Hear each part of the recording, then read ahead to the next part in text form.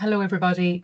When I submitted my abstract for this paper presentation, I had great intentions for this research project. I work in teacher education, I'm a lecturer in business, and I've been lecturing over 25 years in higher education. I've always taught mathematics in higher education, and I've always had an interest in the challenges of learning mathematics. And since about 2011, my research interests have been in mathematics anxiety.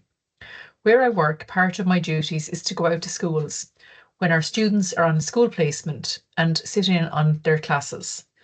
I'm a school placement supervisor as well, as we call it in Ireland. There are different names for it in different countries. And the word mentor was used a lot in our conference so far.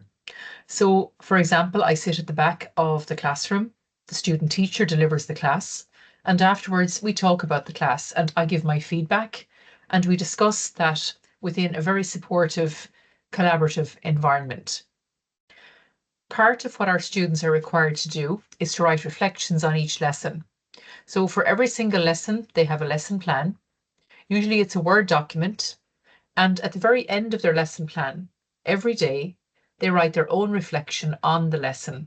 And they also have to do a fortnightly reflection, which they submit to the supervisors throughout their 14-week placement if they're in their final year. And if they're in a different year, there are fewer reflections, as I'll mention later. So the students take modules in their education studies, explaining the purpose of reflection, and so on. And they're encouraged to use it a lot in every sense, even to keep a diary and so on. So I wanted to see if they have any insights into the difficulties that the students they taught were having. So the students I was visiting were student teachers being educated to teach mathematics and in some cases business studies as well. So I wanted to see if they could identify the learners in their class as being maths anxious. And I wanted to see if that was reflected in the writing process for their reflections, and to see if we could in some way identify the issues, and then the student teacher could help the students with difficulties in maths. However, by the time I got ethical approval, it was the beginning of June, and all of our students had finished their school placement and had left the campus. I tried emailing them a few times, and I got one response to my request. So I'll present the findings of that one response, but I do hope to continue this work in the coming year and to be back at a future conference with more substantial results. So the college is Mary Immaculate College, and this is a photo of the campus in Thurles in County Tipperary in Ireland. We run 7 initial teacher education programs here, and it's a concurrent degree. So everybody that comes to study us are coming for 4 years, and they are qualified then as teachers because the education component is actually built into the degree. They don't need to do an additional postgraduate diploma or certificate in education. Students typically take 2 disciplines with education. So I teach business studies, mostly business mathematics and business information systems, and students would study one other subject with business, for example, mathematics or Irish or religious studies. So their school placement experience is conducted according to our Teaching Council guidelines. That's equivalent to Ofsted in the UK. In first year, they have 1 week observation, and they have 2 weeks observation in third year. And the substantial placements are in second year for 6 weeks and in fourth year for 14 weeks. So just a little context for the use of reflection. Dewey presented this initially in terms of the theory back in 1933. And his idea about this was that it was an intentional examination of beliefs, knowledge, and practice. There are a few other definitions around, but I like the one by Jill Bolton. Continuous process of learning about yourself and how you engage with all aspects of your life, because everything in your life will impact what you do on a day-to-day basis. Reflection can be categorized as well as action-bound and theory-bound. So for the focus of this study, it's action-bound research. And in particular, Schoen's work on the division of reflection into reflection on action, which is the planning part. So thinking about the class that you've done or the class to come, and reflection in action, what you're thinking about while you're actually giving the class. So while you're teaching, while you're with the students. For all our education programs, it's an important process within teacher education, and it's an important objective of teacher education as well. There are many models of reflection, and I'm going to present one that I've chosen, which we use in our college, but there are others. So reflection helps to disrupt and rebuild pre-existing beliefs and assumptions about education, and to examine the teaching experience, both essential for teacher development. Again, I like this definition. It's a fairly recent one, but it explains very clearly what reflection is trying to do. As you can see there are many benefits to reflection, and many of these overlap with our understanding of resilience and growth and the struggle and everything that's involved in trying to grow and develop as a person. So the aim of my research is to explore the effectiveness of reflective writing in fostering self-efficacy, in particular in pre-service secondary maths teachers. So the student teachers were invited to complete an online questionnaire after they had completed their school placement. So they would have had a volume of reflections to use for the process. The model we use is Rolfe, Freshwater and Jasper's reflective model. And I asked students to share their reflection for a maths lesson that they perceived as challenging, sharing the reflection on it and how effective the proposed outcome was. So they had to look at their lesson and just present their written thoughts on how effective that was. So the findings are a work in progress, and looking at reflection itself, reflection is significant for teaching and teaching practice as well, as it's used throughout our education programs and throughout various modules within the education studies, but it's also used in other modules. So we as a staff encourage reflection on what our students do. So, for example, we might ask them as part of an assessment to write a paragraph to reflect on the process. So it's very much the narrative in the college that reflective practice is very important. So it's not just for their education studies, it's for their whole life and their other disciplines as well. So I'm looking at the effectiveness of reflection for the student teacher, and if it's the case that learning is achieved in the process. So what does reflection look like?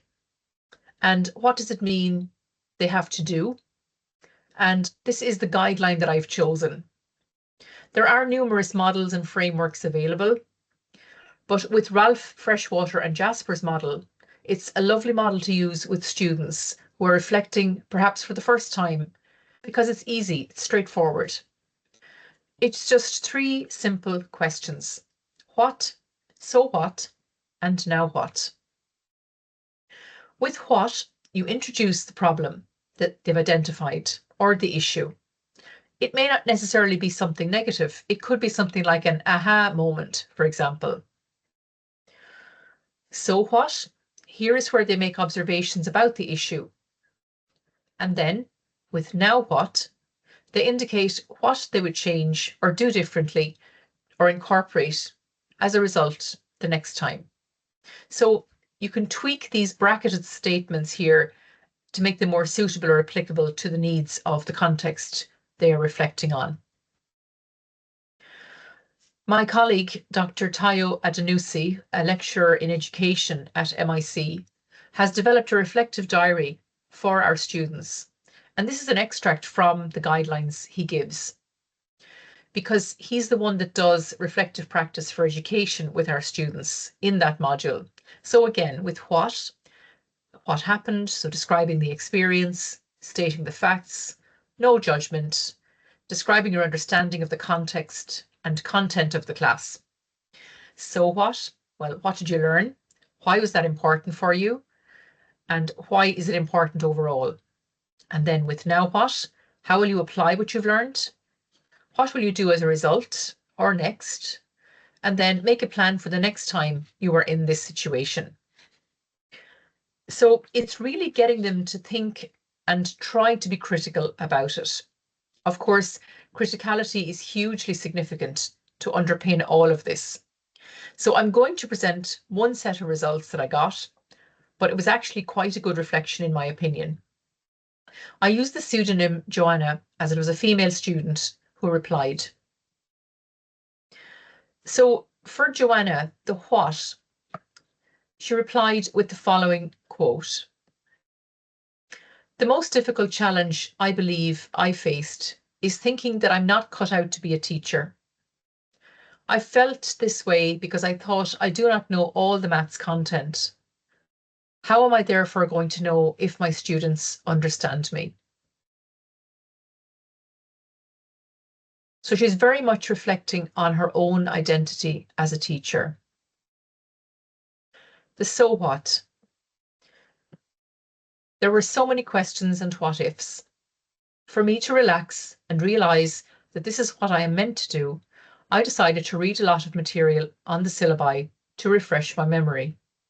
And I completed numerous mathematics questions, which further reiterated to me that I can do this.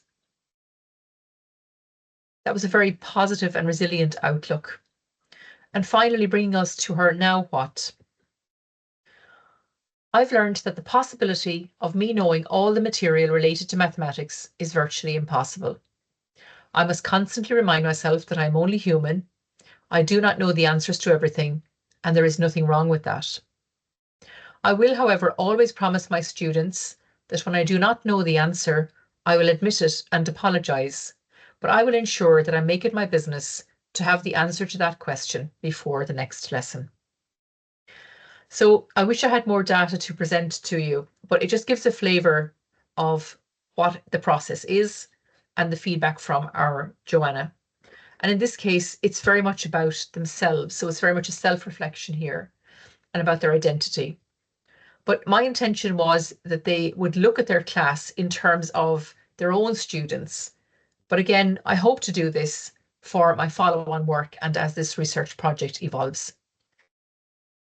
So my concluding thoughts then, well, in particular, the criticality piece is very important for reflective practice. And I also think that for our undergraduate students, they often confuse criticality or being critical with being criticised. And there's a big difference there. We need to get that message across. We're not criticising them in a negative way. We're having a chat and we're having a conversation about maybe where things didn't go so well, what might they think, and so on, getting their opinion. So the reflective process with criticality is very important because criticality underpins the process of being reflective. So they need to know and learn how to do this. It takes time and practice. For anybody engaging in the reflection, if you haven't done this before, you need to know that it takes time in order to be effective and to accept that you're learning from it. So it does take time. And also a challenge is because of the position. So in my case, as the student's lecturer, there's a power dynamic going on.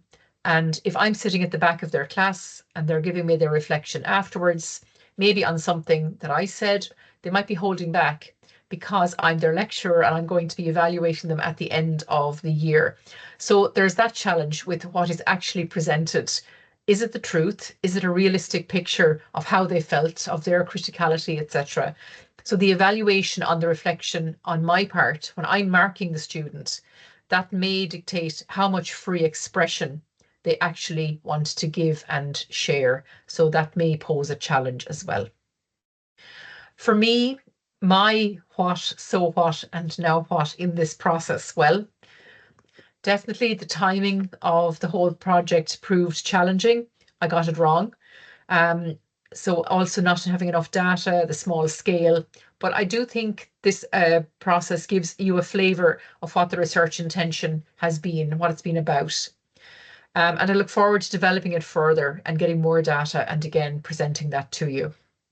So what? Well, I didn't effectively achieve my aim yet. And of course, yet is the word of the day for the Mathematical Resilience Association, but I intend to.